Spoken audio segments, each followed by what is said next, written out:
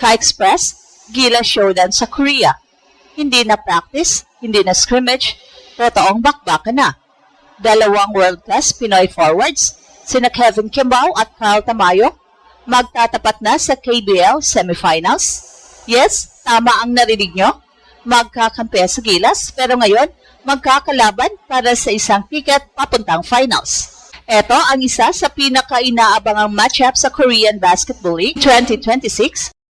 Si Kevin Kimbao, dala ang momentum ng kanyang goyang Sono Sky Gunners, ay pumasok sa semis matapos mag-sweep in ang quarterfinals, kabilang ang isang dikit na panalo na siyang nagpapatunay sa kanilang composure sa clutch moments.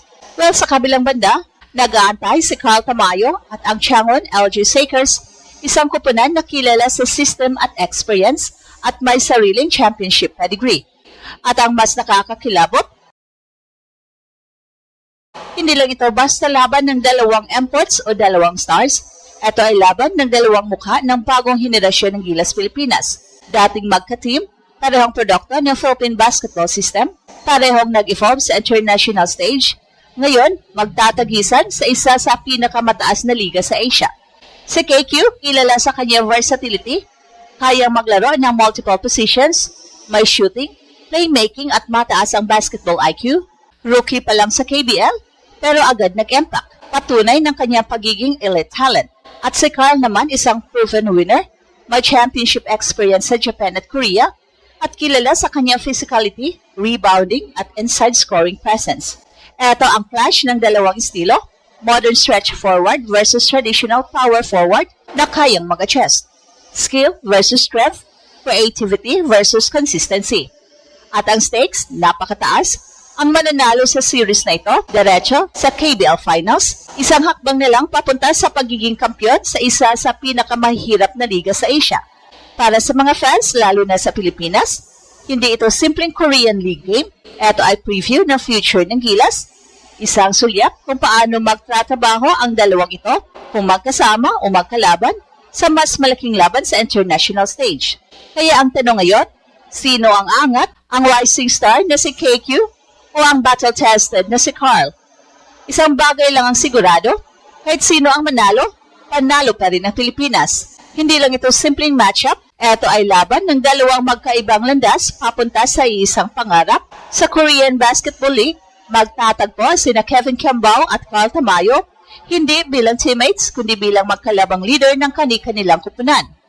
Si KQ, bagong salta sa Korea, pero agad nagparamdam, ay naging sentro ng system ng kanyang team. Isang forward na hindi lang scorer, kundi playmaker din. Ang kanyang kakayahang magbasa ng depensa, mag-initiate ng offense, at mag-spacing sa floor, ang naging dahilan kung bakit mabilis siyang naka-adjust sa pro level. Para sa isang rookie, bihira ang ganitong impact, kaya hindi na siya tinitingnan bilang future, kundi bilang present threat. Sa kabilang side, si Carl naman ay dumaan na sa proseso. Hindi na siya nangangapa sa liga. Alam na niya ang galaw, ang tempo, at ang physicality ng laro sa Korea. Siya ang tipo ng leader na hindi kailangang flashy para maging effective. Sa loob ng sistema, siya ang glue guy. Consistent sa rebounds, matibay sa depensa, at kayang mag-deliver kapag kailangan. Kaya ang tunay na kwento ng laban na ito, hindi lang Gilas teammates na nagharap. Ito ay banggaan ng dalawang evolution, isang player na mabilis ang pag-angat, at isang player na pinanday ng karanasan. At sa semifinals na ito, dito malalaman kung alin ang mas mananaig, ang bilis ng pag-usbong o ang lalim ng pinanggalingan. So ngayon, usapang system at adjustments, dito talaga magkakatalo ang serye.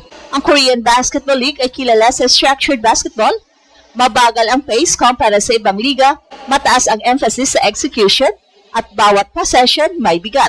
So ibig sabihin, hindi sapat ang talento, kailangan disiplina at tamang desisyon sa bawat galaw. Sa panig ni KQ, ang strength niya ay versatility. Kaya niyang hilahin ang depensa palabas gamit ang kanyang shooting.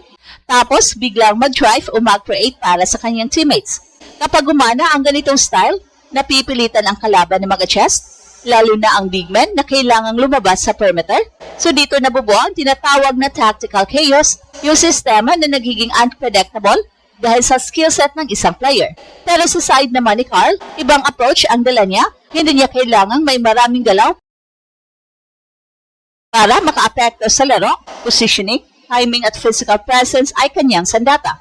Sa half-court sets, siya ang klase ng forward na kayang mag-control ng paint, offensive rebounds, second chance points, at matibay na depensa sa loob. Kapag napuwersa ang laro sa ganitong estilo, nagiging war of attrition ang labanan, paubusan ng lakas, patibayan ng katawan. Kaya ang magiging susi sa series na ito kung sino ang makakapagdikta ng tempo kapag naging open at fluid ang laro, advantage kay KQ. Pero kung magiging physical, mabagal at grind out ang bawat possession, doon papasok ang edge ni Carl. Hindi lang ito laban ng skills, ito ay laban kung sino ang makakapilit sa kalaban na maglaro sa kanyang sariling mundo. Well, sa huli, ang seryeng ito sa Korean Basketball League ay higit pa sa simpleng semifinals matchup. Ito ay malinaw na patunay kung gaano nakalayo ang narating na Philippine basketball sa international stage. Sina KQ at Carl ay hindi na lang basta exports, sila na mismo ang nagiging sentro ng competition sa isang high-level Asian League. Kung titingnan sa mas malalim, ang laban na ito ay parang preview ng future ng Gilas Pilipinas. Dalawang forwards na may magkaibang skill set pero parehong world-class ang impact. Si KQ, modern forward, positionless, dynamic, kaya mag-initiate ng offense. Si Carl Tamayo naman, traditional pero highly effective, physical, disciplined at sanay sa pressure situations. Kapag pinagsama mo ang dalawang yan sa iisang sistema, makakabuo ka ng balanced frontline.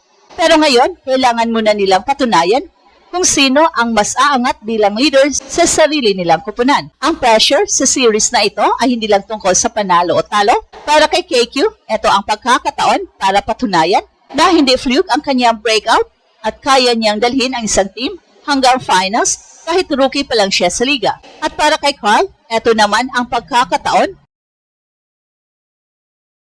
para ipakita na ang experience at consistency ay nananatiling mahalagang puhunan sa mga ganitong klaseng laban.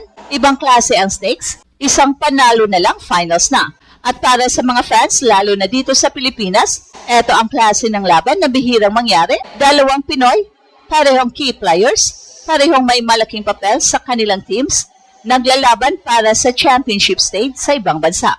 Kaya habang papalapit ang serye, isang tanong ang babalik-balik, sino ang aangat kapag pinakamabigat na ang pressure? Well, ano man ang maging resulta, isang bagay ang sigurado, ang panalong ito ay hindi lang para sa isang player, ito ay panalo para sa buong Philippine basketball.